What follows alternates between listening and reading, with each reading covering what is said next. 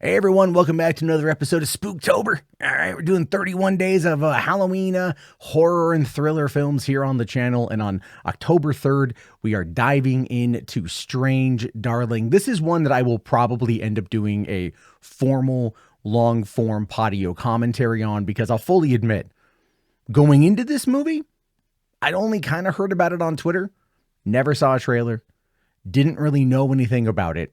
And as soon as I was done watching it, I started to read up as much as I could about it because the movie is just basically that interesting. Even if it is a tad predictable and does kind of fall into tropes, even though it's trying to kind of subvert those tropes, it's still a well done, well crafted, well executed movie that does keep you guessing until they finally just say, fuck it, and give you all the stuff up front, basically, and then allow you to kind of like go from there. And that is ultimately like the downfall of the movie. That's like the biggest problem with like the story, is its concept is so interesting, where you've got the idea that a woman is on the run from a serial killer, but that's really just kind of the lead in for it and the way that the story is told.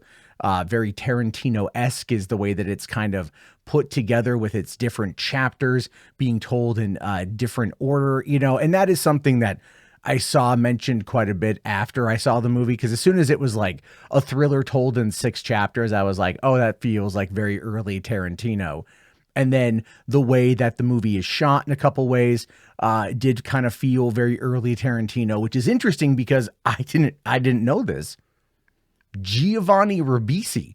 Yeah, that Giovanni Ribisi is not only a producer on the movie, he's the cinematographer of the movie. And I gotta say, for his first time doing a feature, he did a good job. There are some good shots here. There's a lot of really good built up tension, the way that the story is presented as it tries to get you to believe that it isn't what it is in the beginning phases of it. It really does get you to, you know, start to get involved and invested into this world. Because what it really is about is a one night stand that is so twisted that it ends up basically being the ending of a serial killer's reign. I mean, that's how the movie presents itself, right? There's this whole opening little statement there that I think it was, I forget the name of the actor, the guy from Speed 2, I think, Jason something or another, is the one who did the narration of it, right? Talking about how this is a dramatized version of how the serial killer's last days were in Oregon. Now, as a person who grew up in the Northwest, who grew up in Portland, Oregon, who now lives in Washington, the Northwest is a great setting for a serial killer movie because we've got so many of them here. Apparently. It's the weather. Come here between like November and March, and you're likely going to want to, like, you know, go crazy. But that being said, like, this movie, it sets itself up as being kind of like the final days of a Ted Bundy type situation or a Green River Killer type situation. But in this case, you don't know who the serial killer is until like halfway through the movie. And what got me was how the movie itself starts off really between this like slow burn conversation between the woman or the lady, played by Willa Fitzgerald, and the demon, played by Kyle Gallagher or Gardner, whatever his name is. And the idea there from the opening of the movie is that he's the bad guy and she's the victim.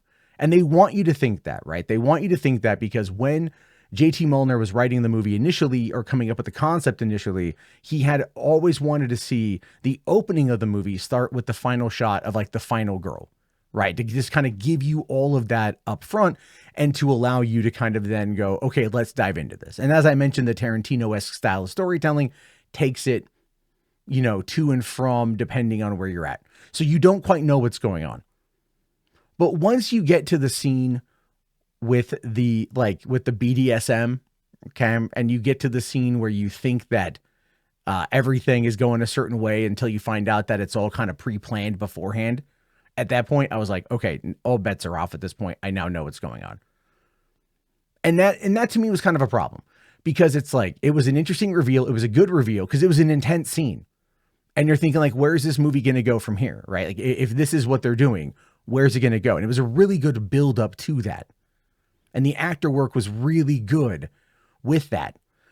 But then once they acknowledge that twist, at that point, you're like, I can't really trust anything that's going on. And at this point now, based upon everything that I've seen, yes, I feel like it's going to go a different direction. And I was entirely right. And that it didn't take away from my overall enjoyment. I thought it was good. I liked the twist. I liked the escape. I liked, the house with the couple. I liked all that stuff. A lot of good tension.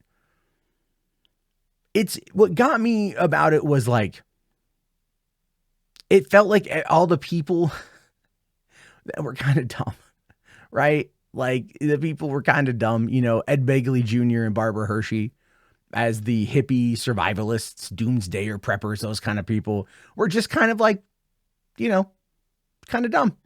I mean, but then again, it's Oregon. It's presented as being in modern time. They have cell phones and Instagram, but it also feels like the movie is set during the 1970s, like the late 1970s, mostly because it opens with like a cherry red Pinto being chased by a truck. And so you don't know really what timeline the movie is. It kind of keeps it vague, which and I enjoyed the aesthetic of it. Again, grew up in the Pacific Northwest, right? It's my home.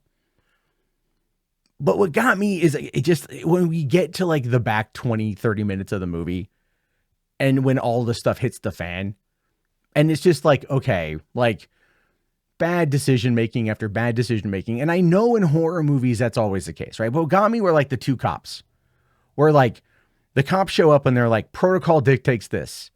And then the woman cop is all like, I don't need you mansplaining because I have a vagina. And it's like, what the hell? Like she just went from 0 to you're a misogynist in like that. And I thought that was kind of lame. I understand they needed to get point A to point B, right? In regards to just storytelling, point A, point B, you need to set up what's going to happen. You need to set up where it's going to go. But that was kind of like, again, that was like, just like a real, like, that's your answer. Like there's better ways to, I think, to have conveyed that, right?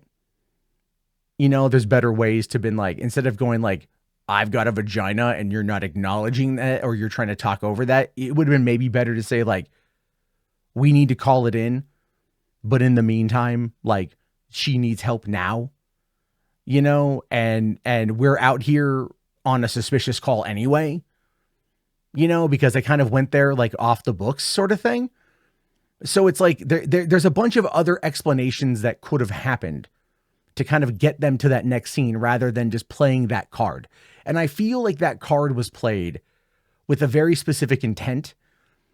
And I feel that it failed to land the intent because it was just like, okay, like honestly, like I know it's flipping the script in regards to like, femme fatale and things along those lines. But that to me just was like the one part of the film that was like, what? There's so many hundreds of other ways you could have told that scene. You could have made that scene work but maybe that was just the quickest that they discovered. Maybe everything else was so dialogue heavy in regards to like trying to explain things that they thought this is just the most direct way to do it. People are going to groan maybe, but they'll get past it real quick. And to be fair, yeah, they did. I did. I was like, all right. And then they move on to the next one and they're like, okay, I kind of see where it's going to go sort of thing. I will say this. The acting is very good. The chemistry between the two leads is very good. The will they, won't they, the line about, I will say this actually. The thing that gives away the movie intently in the beginning is when the lady says, some dudes will do anything to get laid. And that in and of itself, I was like, okay, right. That is honestly why at some point I did think this might have been written by like a woman with like a message to send. But then when I found out that the writer director is a guy, I was like, okay, that's kind of okay. Right. I'm just trying to wonder if he's pulling from like certain experiences or if he's pulling from what he thinks society wants him to say in those situations. It's kind of hard to determine. But it is true. Guys will kind of do just about anything to get laid. Once the motor starts to going, blood flow dips. You know what I mean? And so at that point, I kind of got it. I was chuckling. I'm like, yeah. I've known guys to do really dumb things to try to get laid. I've done dumb things to try to get laid. You know what I mean? Like, it's just, I get it. And it was really well done how it did everything. And I think it's a competently made movie minus a few flaws here and there. What was interesting, though, is that during the production of this movie, which is one of the reasons why I want to do a long form patio. And if you want me to do a long form patio, definitely let me know and I'll do like a 20, 30 minute breakdown, is how the movie was shut down 2 days into production because Miramax, not the Weinstein owned Miramax, but whoever has them now, didn't like the dailies and didn't like Willa Fitzgerald in the main role. They wanted to recast her, which thankfully the producers fought back on that and got her to keep the role because she was so good in it.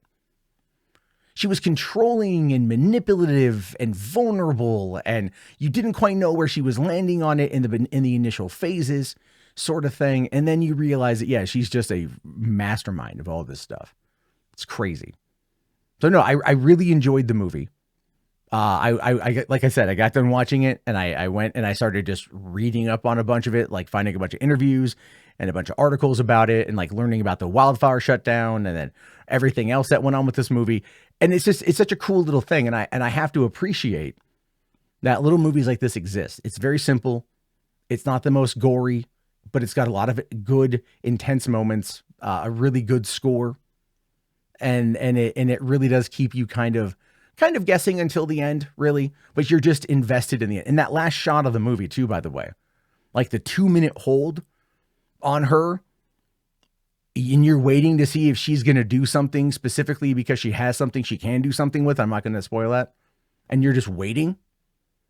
And then you're just watching like as the color starts to fade from the scene, you know? And I was like, all right, that was good. Like that was a good, really good moment. That was really good acting because you are transfixed on her eyes, on her mouth, and on her hand.